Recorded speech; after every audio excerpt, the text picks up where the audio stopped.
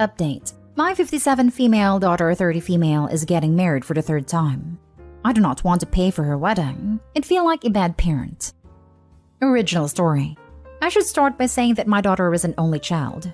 She has always been our princess, so to speak, and she's received everything material that a girl could ask for. Before you criticize my husband, her father, and I for spoiling her, we do realize that we shouldn't have given her everything from a young age, but we didn't know any better back then.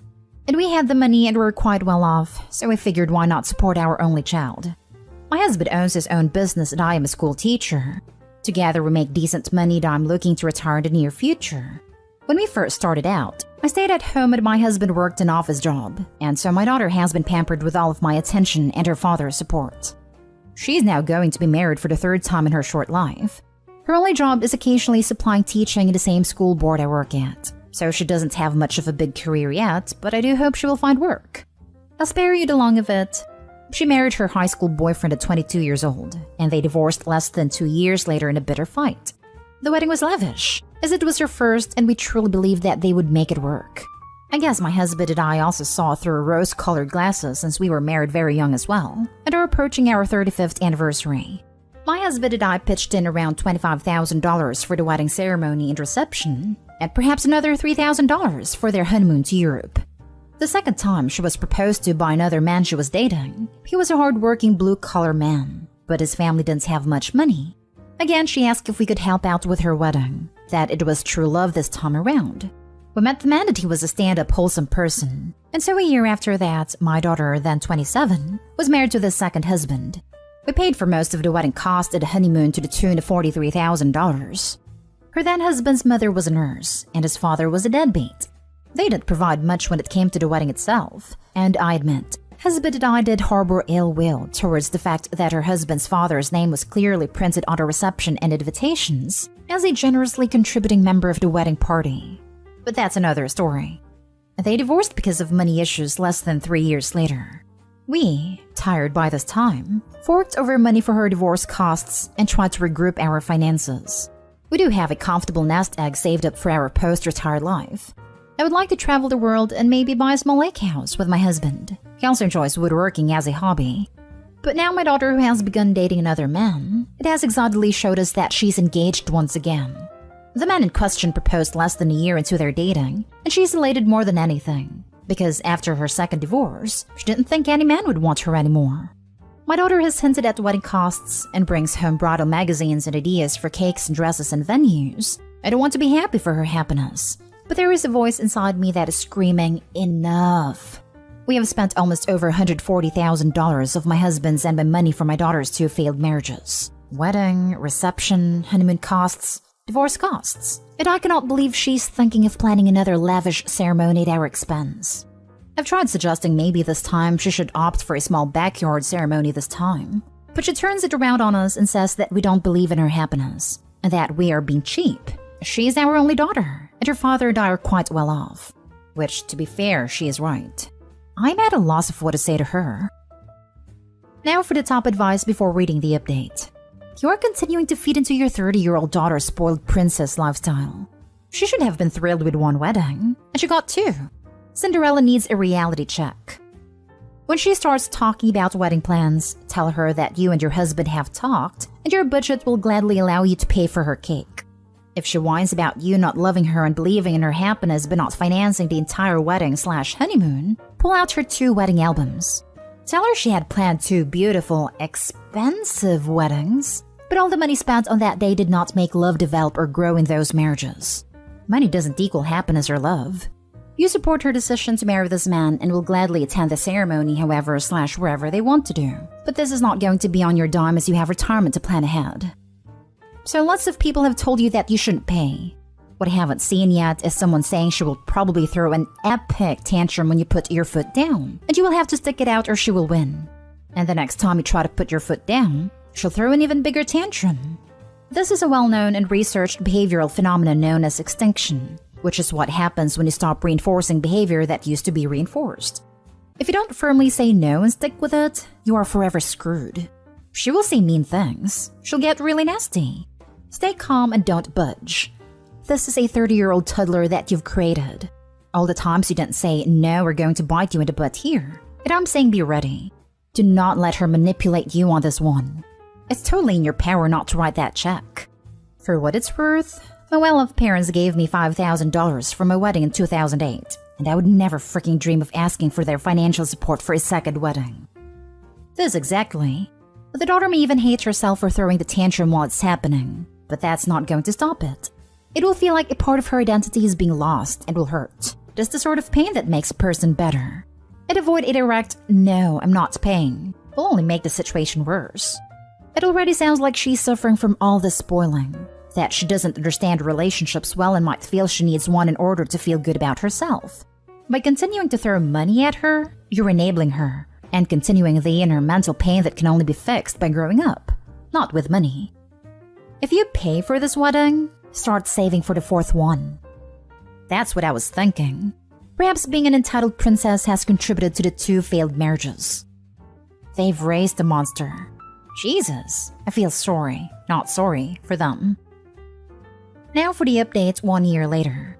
Hello, it's been a long time. I wanted to retroactively thank everyone for the advice and the anger. Must admit that hearing others rage about my situation was pretty cathartic for me. I wasn't going to log back in to post an update. I couldn't even recall the password for this throwaway account, but so many of you gave me excellent advice that I feel I must give an update, sad as it is.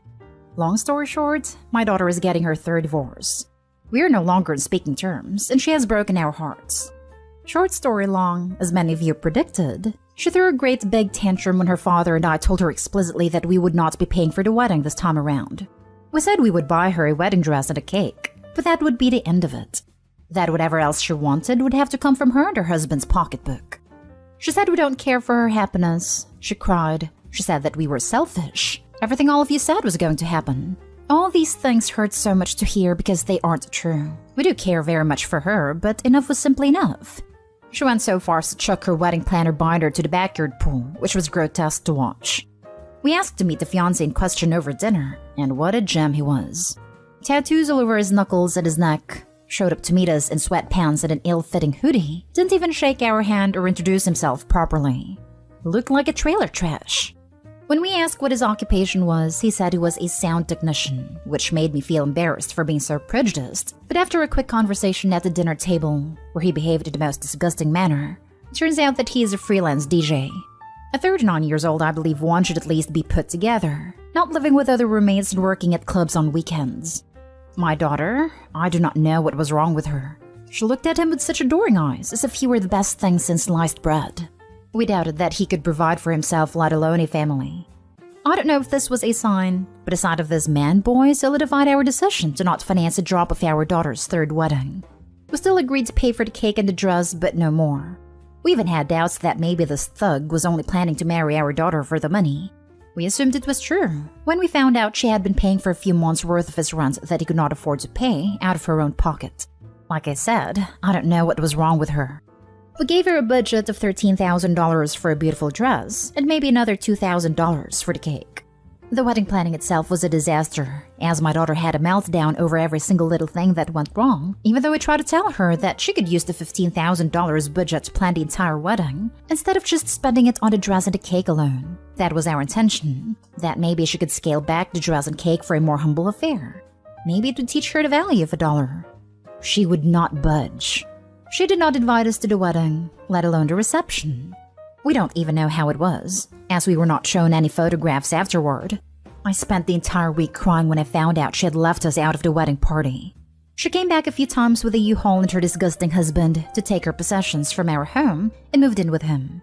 While my husband and I were gone on a vacation to New Orleans right before Christmas, we had received several voicemails from our daughter.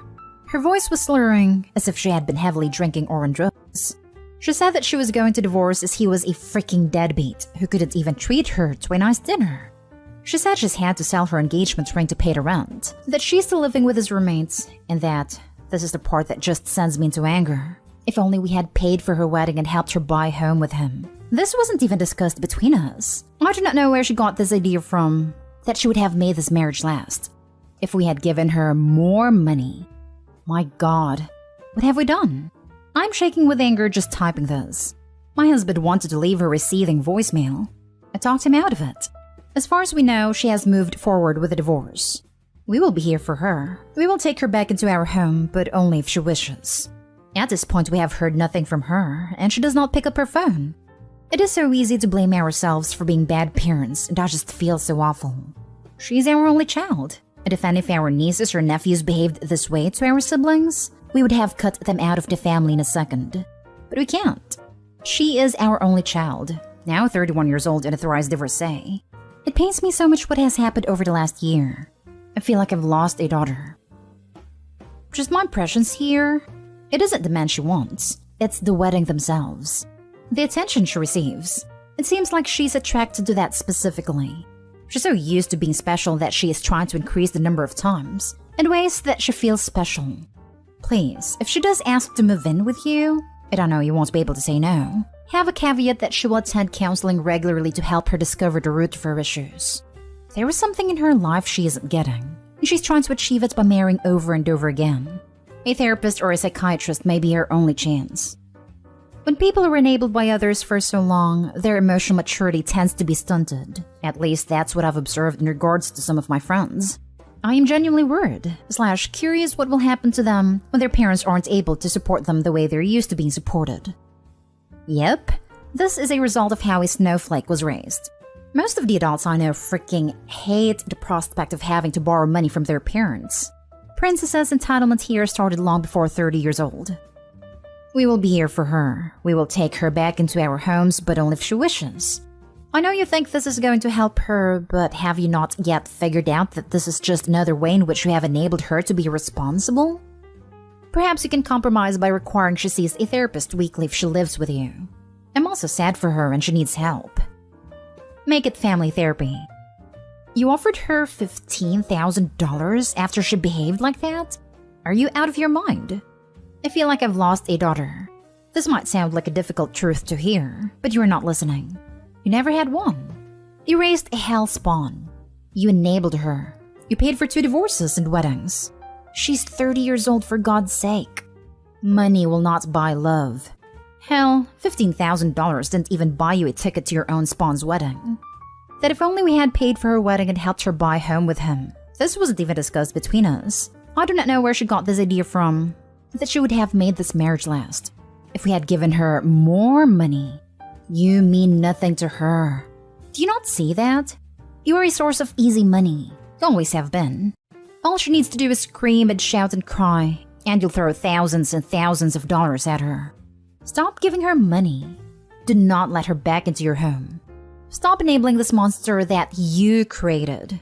She is not a daughter. She's a cancer. Remove her. Now for the last story. My sister and I stopped speaking after her child-free wedding. Now she wants to attend mine. Family side with her. I'm 26, she's 31. Around the time my sister got married, I had a lot going on. I was divorcing, had 2 kids under 2, and me attending her wedding would require an overnight trip, which I was prepared to do, until I found out with less than a week to go that it was child-free. I called her and said I couldn't make it. She didn't take it well. We both said things we shouldn't have and we both apologized, but when we made up, she asked if I could come to the wedding now, and I said no as the circumstances hadn't changed, at which point the argument started up all over again. The day of the wedding, she sent me a series of messages about how she wanted me there, and she needed some time before we talked next, so I needed to wait for her to contact me. That was 3 years ago, and we still haven't spoken. I got engaged 2 months ago, and we told my family a month ago. One of my parents told my sister, who contacted me. I ignored her because in the last 3 years I've moved on. I'm happy she had her wedding her way, but she knew it would cause issues for me, which is why she told me last minute.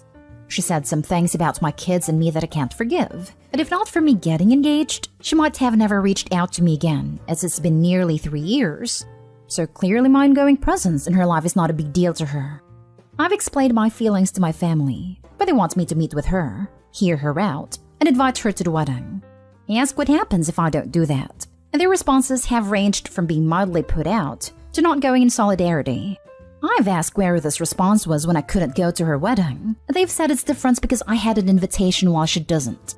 I don't want to get into a debate about me attending her wedding or her coming to mine. I just want some advice on how to address this whole issue with my family in regards to them choosing sides, as I would like them to be at my wedding, but I'm still not inviting my sister.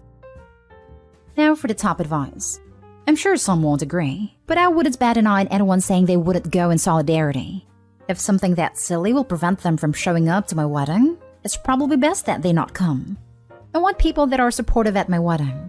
Might as well put my efforts and attention into those that deserve it. Amen. Anyone who says they'll boycott your wedding out of solidarity can sure handle the response. If that's how you feel, I agree it's best that you not attend. Or, sorry to hear that, we'll miss you, if you want to be more diplomatic.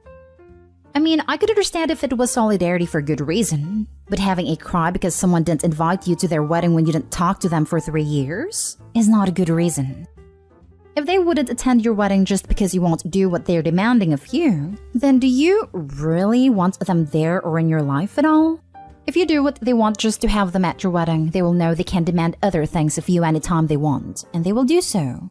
If you want your sister at your wedding, or if you want to hear what she has to say, then meet up with her. But don't let other people push you into it if it wasn't what you want.